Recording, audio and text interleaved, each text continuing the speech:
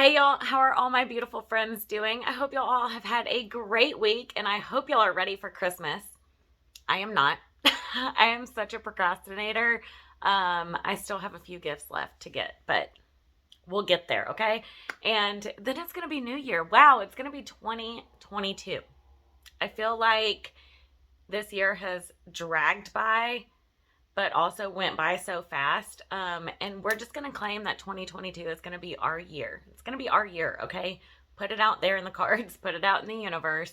We're claiming it. So today's video is going to be about Rebekah Barsotti. She is a 33-year-old woman who recently got separated. Her and her dog went missing on July 20th, 2021, this past summer. And I have barely heard anything about this case. Like, no videos, really nothing. And I don't understand why. So we need to spread awareness. We need to get the word about Rebekah out there and get people talking. And this poor mother needs to find her daughter. I feel so bad for them. My heart aches for her family. They just want answers, just like every other missing person. The unknown is torture. I can only imagine. So y'all like and share this video wherever you can to spread awareness for sweet Rebekah. And also subscribe if you haven't already subscribed. And we're going to go ahead and just jump right into this video.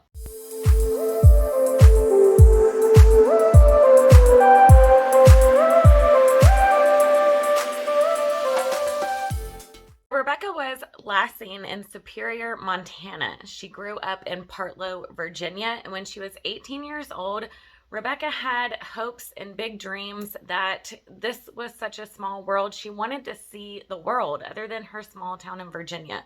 So at 18, she packed up her car and headed out west to Montana. She loved hiking. She loved the outdoors. She loved people. She was such a sweet, kind soul from what I can see.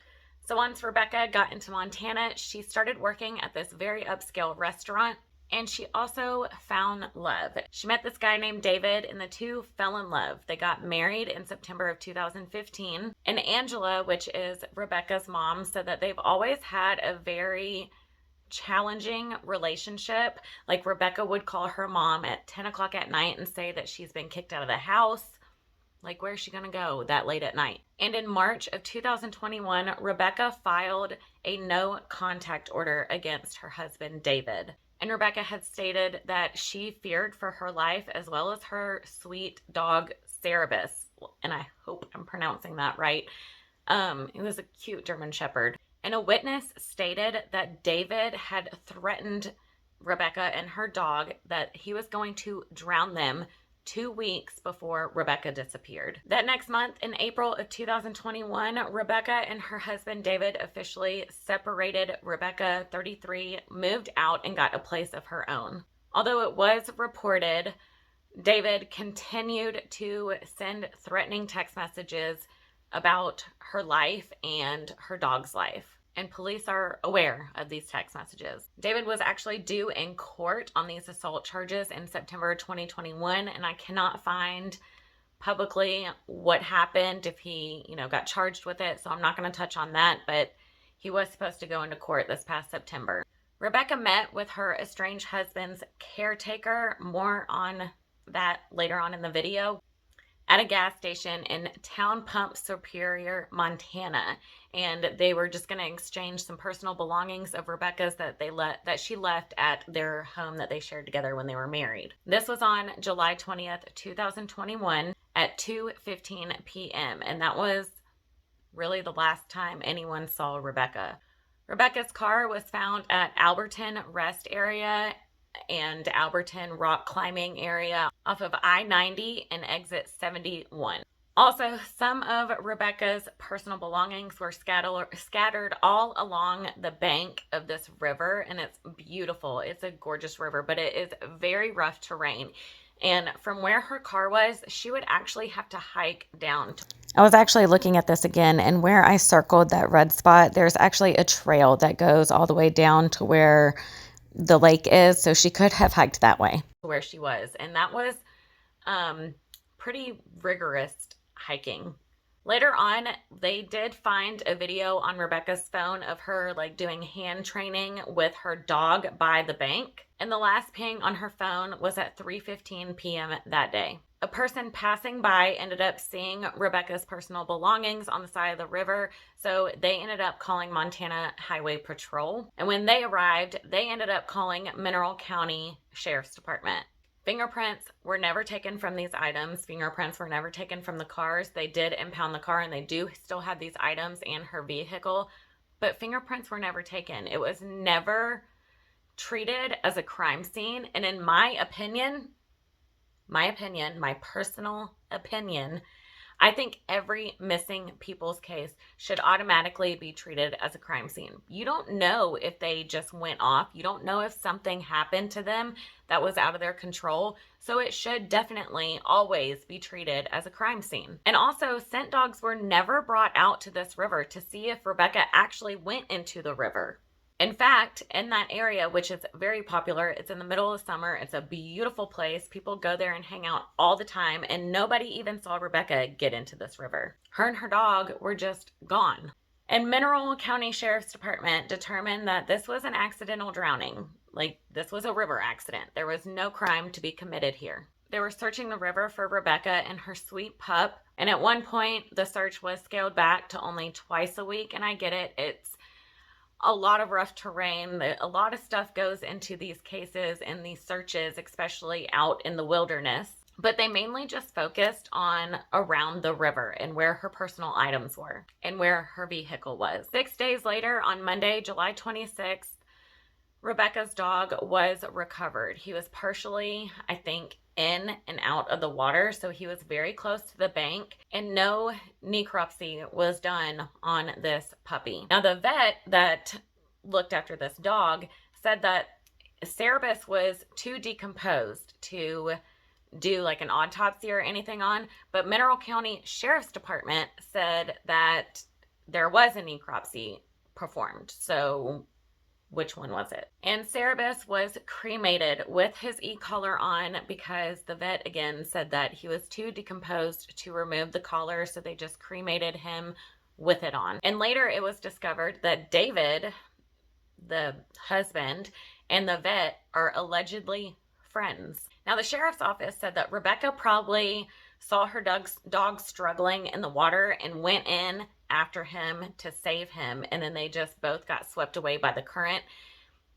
There are spots in this river that are very shallow, but there's also spots in the river that is very deep. And you know, with the current, you go under there and you hit the right current and it will swoop you away. So I'm not discarding that, but no witnesses ever saw Rebekah actually get in the water. And it was very cold water. This running river, if y'all don't know, rivers are extremely cold. They're not like a lake or a pool that just has standing still water. Any water that's constantly has flow is cold. So her family does not believe at all that she would get into this river. Also, her personal belongings are on the bank. If you are trying to get your dog who you think is drowning, at least me, I'm not going to be worried about what's in my pockets. I'm just going to jump in for my dog. Sheriff's office is not treating this as a DV issue. They're saying that her husband is not involved and he is not a suspect, and he never will be a suspect because he actually has an alibi. Land searches are also not being taken place. The only thing that they have searched outside of where I previously stated is the boat launches and any exit areas. And a lot of nonprofit search and rescue groups have volunteered their time to help search for Rebekah, but law enforcement will not invite them. And on cases like these, you kind of need law enforcement's permission for outsiders to come in and search. So I don't know. I would assume that they would want all the help that they can get. Like, a police force can only do so much. They only have so many resources that they can use. I'd be like, yeah, sure, come on in, help us out here. I'm just going to say this for legal purposes, but this is all alleged. But a little information that I have found out about David, the husband, the estranged husband. David claims to be an ex-Marine in special ops and has disabilities from war to prevent him from doing many things. He also has a previous ex-wife. And David used to also own this construction company called Treadstone Construction. And a man that formerly worked for David confirmed David's military life was a lie. He said David never even completed Marine boot camp. And David was injured in training when he was in boot camp, and because of that, he got discharged right away from there. David claimed that he was in several top secret operations, and because of that, that rendered him disabled. Now, this ex-worker also said that David is a pathological liar, and he lies to cover up those lies and then lies again to cover up those lies. How do people keep track of this? Like, I can't even tell a good lie to save my life, much less cover up lie after lie after lie. Don't you forget what you're lying about? And in his opinion, this ex-coworker, he thinks that David should be a suspect. David even went as far as to claim that he was retired from the Marines and fabricates a humanitarian effort for service members with no one to spend Thanksgiving with. And it's called the Orphans Thanksgiving. This has taken place at a place called Bootlegger's Bar, and it is a very successful event. David never retired from the military. He never served 20 years and never went overseas only to come back to spend Thanksgiving alone. He also said David is one of the most narcissistic sociopaths that he has ever met, and he puts nothing past this guy. And family of Rebekah's also found out that he was mentally and physically abusive to his ex-wife as well, the one that he married before Rebekah, which inevitably is why those two ended up getting a divorce. And this ex-wife says that she still fears for her life to this day. The ex-wife has called the sheriff's department to report everything that she has been involved with in her life with David. Family also learned that when they called Montana Highway Patrol to receive a copy of their report when they went to go see Rebekah's car, that they actually did not even file a report. Is that legal? Please let me know if that's legal. If a highway patrol or a sheriff's office goes on a call and not make a report, I feel like that's not legal. Angela, Rebekah's mom, ended up moving from Virginia to Montana to be closer to the investigation and be more involved in finding her daughter. Angela is coordinating volunteer searches, candlelight ceremonies, prayers, spreading awareness about DV, in an attempt to just keep the media interested on her daughter. Rebekah is 5'5", 33 years old, about 135 pounds, sandy blonde hair, and blue eyes.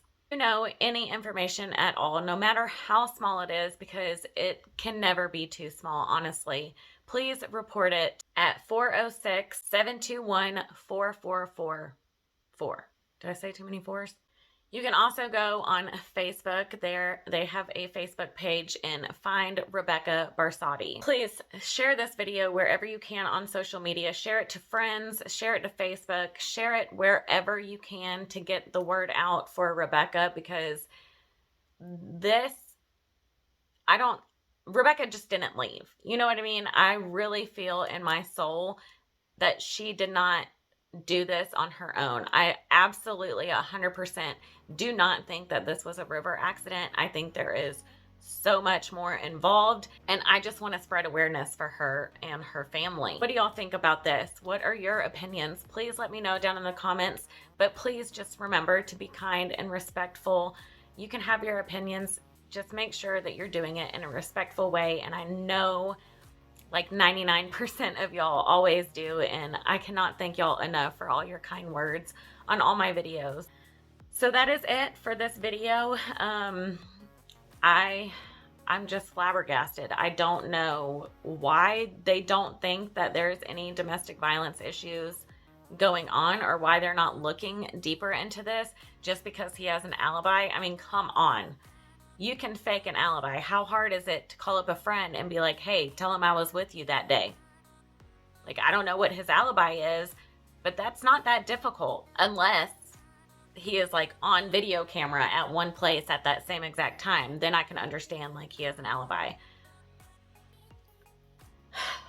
I don't know. Y'all leave me your opinions down below, and I will see you in my next video. If you haven't already, don't forget to subscribe to my channel. It lets you know when I upload any new videos, and it's free. Also, give this video a thumbs up. Hit that bell notification so you don't miss whenever I upload. And I will see y'all on Tuesday.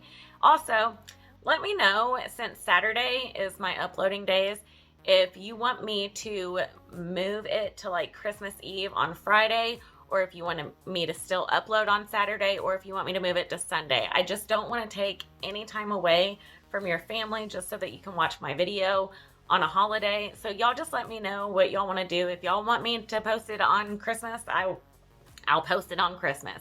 But I want to be respectful of your time. So please just let me know when you would like my other video to go up. It will help me out, okay? So y'all, please be kind, be safe out there, take care of yourself, truly take care of yourself. You are your priority. You are number one. If you have kids, you still have to take that time to pamper yourself and take care of yourself. It's not selfish. I have a hard time feeling that way, like, oh, I'm selfish if I do this. I'm selfish if I do that. No, girl. It's called self-love and self-care. So y'all do that too. And I will see y'all in my next video. Thank you so very, very much for watching. Thank you to all my new subscribers. I appreciate y'all subscribing and wanting to know what I have to say. It makes me feel so good. And I love y'all so much. And I hope y'all have an amazing Christmas. I hope y'all have a great and safe weekend. And I will see y'all soon. Get your shopping done, okay? Get your shopping done. I'm really saying this to myself, but I'm saying this to you too. If you're a procrastinator like me too, get out there and go do it. Okay, y'all. I love y'all. Have a great weekend. Bye. Bye. Oh, look at my nails. Side note, I did them myself. Can you even tell? No, you can't tell. They're glittery and they're gel nails. So I did them. I think they look so good for my first timer over here, and I did myself my own manicure. Okay, y'all, enough. I'm done. Bye, y'all.